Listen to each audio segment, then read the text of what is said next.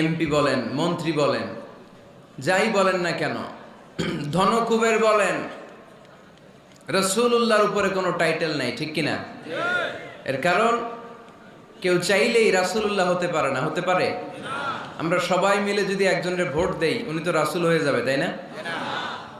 হবে না? ভোট দিয়ে রাসূল বানানো যায় না?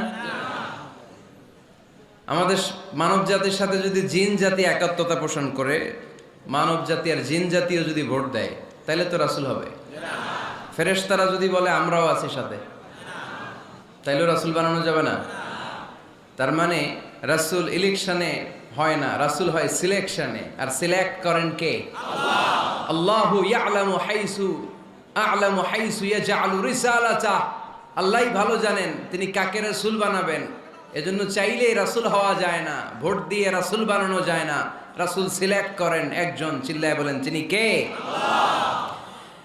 এজন্য কালামুল্লাহ মাজিদে বিশ্বনবীর সর্বপ্রথম যে পরিচয়টা পাওয়া যায়, কোরআন আমাদের সামনে আমাদের নবীর পরিচয় করিয়ে দিচ্ছেন, মুহাম্মাদুর রাসূলুল্লাহ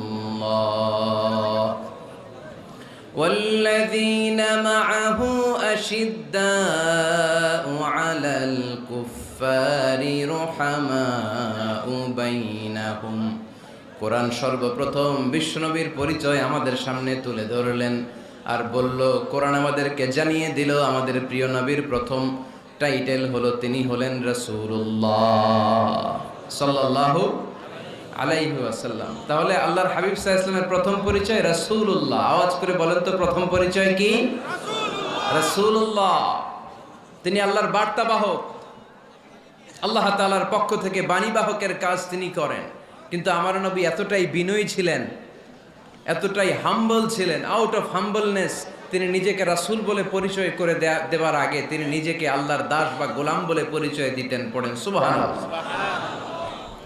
বিনয়ের কারণে তিনি বলতেন, ইন্নী আব্দুল্লাহি ওয়া রাসূলুহু, নিশ্চয় আমি আল্লাহর দাস, নিশ্চয় আমি আল্লাহর গোলাম, তারপর আমি আল্লাহর রাসূল। আল্লাহর হাবিব যখন আল্লাহর কাছে দোয়া করতেন, আল্লাহর হাবিব বলতেন, আল্লাহুম্মা ইন্নী আবদুক ওয়া ইবনু আবদিক ওয়া ইবনু আমাতিক নাসিয়াতি বিয়াদিক।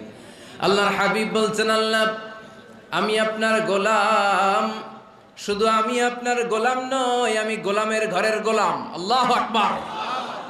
আমার বাবা আব্দুল্লাহ আপনার গোলাম, আমার দাদা আব্দুল মুত্তালিব আপনার গোলাম, আমার দাদার বাবা তিনিও আপনার গোলাম, আমার মা হলো আপনার বান্দি। সুবহানাল্লাহ। তাহলে তিনি রাসূল হওয়ার পরেও তিনি নিজেকে গোলাম বলে পরিচয় দিতেন, দাস বলে পরিচয় দিতেন। আমরাও যখন সালাতে তাশাহুদে পড়ি, আশহাদু আল্লা ইলাহা ইল্লাল্লাহ ওয়া আশহাদু আন্না মুহাম্মাদান আবদুহু ওয়া রাসূলুহু, তিনি আল্লাহর আবদ, তিনি আল্লাহর দাস, তারপরে তিনি আল্লাহর রাসূল। বিনয়ের কারণে আল্লাহর হাবিব সাল্লাল্লাহু আলাইহি ওয়াসাল্লাম পরে রাসূল হিসেবে পরিচয়টা পেশ করতেন। আগে বলতেন আমি আল্লাহর গোলাম, আমি আল্লাহর। তিনি দোয়া করতেন, আল্লাহ আমি আপনার গোলাম, গোলামের ঘরের গোলাম, বান্দির ঘরের গোলাম। আল্লাহ আমার মাথার চুলের ঝুঁটি আপনার হাতের মুঠোয়, আপনি যেদিকে টান দিবেন আমি ওদিকে যেতে বাধ্য। আপনি ডানে টানলে আমি ডানে যাই, আপনি বায়ে টানলে আমি বায়ে যাই, যেখানে নেবেন আমি ওখানেই যেতে বাধ্য, ঠিক কিনা? আউট অফ হাম্বলনেস, বিনয়ের কারণে। কি বিনয়ী ছিলেন বিষ্ণু ঈসা ইসলাম, তিনি আল্লাহর রাসূল, তারপরেও তিনি পরিচয় দিতেন আল্লাহ আমি আপনার গোলাম। আওয়াজ করে পড়েন সুবহানাল্লাহ। তাহলে প্রথম যে পরিচয় কোরআন আমাদেরকে দিল সেটা হচ্ছে আমাদের প্রিয় নবী ছিলেন রাসূলুল্লাহ। আওয়াজ করে বলেন পরিচয়টা কি? রাসূলুল্লাহ। এর চেয়ে বড় পরিচয় হতে পারে? হতে পারে? দ্বিতীয় পর্যায়ে কোরআন আমাদেরকে জানাচ্ছে যে তিনি শুধু রাসূলুল্লাহই নয়, তিনি শুধু আল্লাহর রাসূলই নন, তিনি হচ্ছেন শেষ রাসূল, তিনি হচ্ছেন শেষ নবী, তিনি খাতামুন নবিয়্যিন। ওনার পরে আর কোন নবী আসবে? চিল্লায় বলেন। এই হায়দারগঞ্জের একজন যদি ঘোষণা দেয় আমি নবী, কি করবেন? ওই একজন কয় মায়ের কারে কয়, হ্যাঁ কি করবেন আপনারা? কি করবা? মায়ের। আইজো মায়ের, কাইলো মায়ের, মায়ের উপরে ওষুধ নাই, ঠিক কিনা? আল্লাহর হাবিব সাল্লাল্লাহু আলাইহি ওয়াসাল্লাম তিনি ছিলেন শেষ রাসূল। সাইয়েদনা আদম আলাইহিস সালাম থেকে শুরু করে ঈসা আলাইহিস সালাম পর্যন্ত এই যে নবী আসার যে চেইন, এই ধারাবাহিকতা বিশ্বনবীকে এই দুনিয়াতে পাঠিয়ে ওই চেনকে আল্লাহ পরিপূর্ণ করে দিলেন। চিল্লায় পড়েন আল্লাহু আকবার। এজন্য কোরআন আমাদেরকে বলে, মা কানা মুহাম্মাদুন আবা আহাদিম মির রিজালিকুম ওয়ালাকিন রাসূলুল্লাহি ওয়া খাতামান নাবিয়্যিন। মুহাম্মদ তোমাদের কোন ছেলেদের পিতা নয়, পুরুষের পিতা নন। তিনি হলেন আল্লাহর রাসূল, তিনি হলেন শেষ নবী, তারপরে কোনো নবী হবে না। ঠিক কি না? এজন্য আল্লাহর হাবিব বলতেন, লা নবিয়্যা বা'দি, আমার পরে কোনো নবী নাই, ওয়ালা রাসূলা, আমার পরে কোনো রাসূলও নাই। তবে লাউ কানা বা'দি নবিয়্যুন লাকানা উমর, তবে আমার পরে যদি নবী হওয়ার যোগ্যতা কারো মধ্যে থাকে, আমার কলিজার টুকরা সাহাবা ওমরের সেই যোগ্যতা আছে। প্রভু তুমি বলেছ রাসূল দেবে না, বলনি দেবে না ওমর, বলনি দেবে না হামজা তারি, খালিদ বিজয় সমর। প্রভু তুমি বলেছ রাসূল দেবে না, বলনি দেবে না ওমর, বলনি দেবে না হামজা তারি, খালিদ বিজয় সমর। প্রভু তুমি বলেছ রাসূল দেবে না। ঠিক কি না? আল্লাহর হাবিব বললেন, আমার পরে কোনো নবী নাই, আমার পরে কোনো রাসূল নাই, তবে আমার পরে যদি নবী হওয়ার যোগ্যতা কারো থাকে, ওমরের সেই যোগ্যতা আছে। সুবহানাল্লাহ। আল্লাহর হাবিব সাল্লাল্লাহু আলাইহি ওয়াসাল্লামের জামানায় এক লোক নবুয়তি দাবি করেছিল। ওর নাম ছিল মুসাইলামা। নাম কি ছিল? নাম শুনছেন না আপনারা? এসে নবুয়তির দাবি করে বলে, ইয়া মুহাম্মদ আন-নবুওয়াতু নিসফুন লাকা ওয়া নিসফুন লি। নবুয়ত তোমার অর্ধেক, আমার অর্ধেক, আমার অর্ধেকটা আমারে বুঝায় দাও। নাউজুবিল্লাহ পড়বেন না? আল্লাহর হাবিব বললেন, কি নাম তোর? এই বেয়াদবটা বলল, আমার নাম মুসাইলামা। আল্লাহর হাবিব বললেন, আজ থেকে তুই শুধু মুসাইলামা নয়, আজ থেকে তুই মুসাইলামাতুল কাযযাব, মিথ্যাবাদী ভণ্ড মুসাইলামা। ঠিক কি না? এই বেয়াদবটা বিশ্বনবীকে কপি করত। আমার নবী যেমন যেমন করতেন ও তেমন তেমন করত।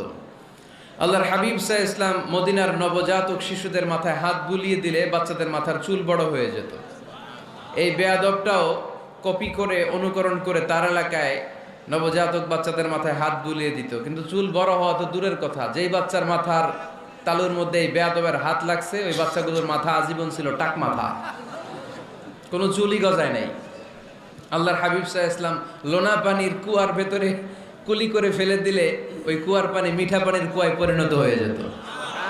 আর এই বেয়াদব মিঠা পানির কুয়ার মধ্যে কুলি ফেললে ওটা লোনা পানির কুয়া হয়ে যেত। আল্লাহর হাবিব সাল্লাল্লাহু আলাইহি ওয়াসাল্লাম দোয়া পড়ে গাছের মধ্যে ফু দিলে গাছের ফলনে বাম্পার ফলন হতো। আর এই বেয়াদব কোন গাছের মধ্যে ধরলে মুহূর্তের মধ্যে ওই গাছ মরে যেত। তার মানে নবীর সাথে বেয়াদবি করেছে। ঠিক কি না? আল্লাহর হাবিব সাল্লাল্লাহু আলাইহি ওয়াসাল্লামের পরে আর কোন নবী আছে? মির্জা গোলাম আহমদ কাদিয়ানী নাম শুনছেন? শোনেন নাই? কে কে হাত তোলেন তো। সবাই শুনছেন? এই বেয়াদবটাও কাদিয়ান এলাকার লোক, সেও নবুয়তির দাবি করেছিল, কিন্তু তার পরিণাম ভালো হয় নাই। ঠিক কিনা? নবীরা পবিত্র, নবীরা যেই জায়গাটায় মারা যায় ওই জায়গাটাও পবিত্র, কিন্তু এই বেয়াদবটা মারা গেছে টয়লেটের ভেতরে। টয়লেটের টাঙ্কি ভেঙে পায়খানার গোডাউনের ভেতরে পড়ছে। পায়খানা খাইতে খাইতে পেটটা হয়ে গেছে এত বড়, মেথর এনে শিকল দিয়ে বেঁধে টেনে হিচড়ে একে উপরে ওঠানো লাগছে। এগুলো প্রমাণ করে আল্লাহর হাবিব সাল্লাল্লাহু আলাইহি ওয়াসাল্লামের পরে কেউ যদি নবুয়তির দাবি করে তার পরিণাম ভালো হয় না। চিল্লায় বলেন ঠিক কিনা? এজন্য সহিহ মুসলিমের বর্ণনা, আল্লাহর নবী বললেন, মাসালি ওয়া মাসালুল আমবিয়াই মিন ক্বাবলি কামাসালি রাজুলিন বানা বাইতান। আমার দৃষ্টান্ত আর আমার আগের নবীদের দৃষ্টান্ত ওই ব্যক্তির মতো যেই ব্যক্তি একটা ঘর বানিয়েছে। কি বানিয়েছে?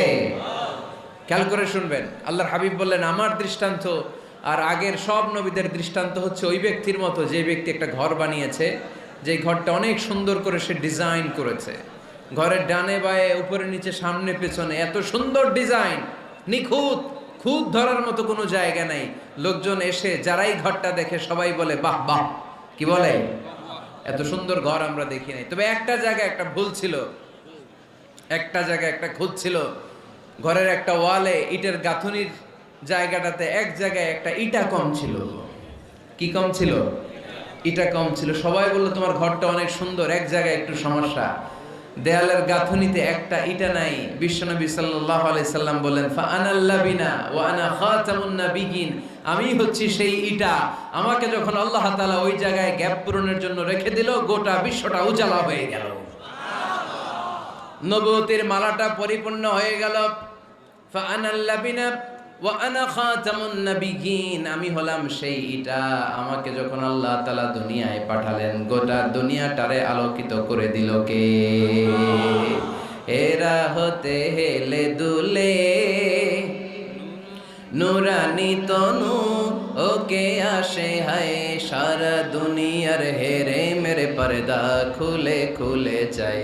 সে যে আমার কমলিওয়ালা কমলিওয়ালা, সে যে আমার কমলিওয়ালা কমলিওয়ালা, তার ভাবে বিভোল রাঙা পায়ের তলে, পর্বত জঙ্গল টল মল টলে, খুরমা খেজুর বাদাম জাফরানি ফুল ঝরে ঝরে যায়। সে যে আমার কমলিওয়ালা কমলিওয়ালা। সুবহানাল্লাহ পড়েন। এজন্য আল্লাহর হাবিব বলতেন, আমি শেষ নবী, আমি শেষ রাসূল, আমার পরে কোনো রাসূল নাই। আমি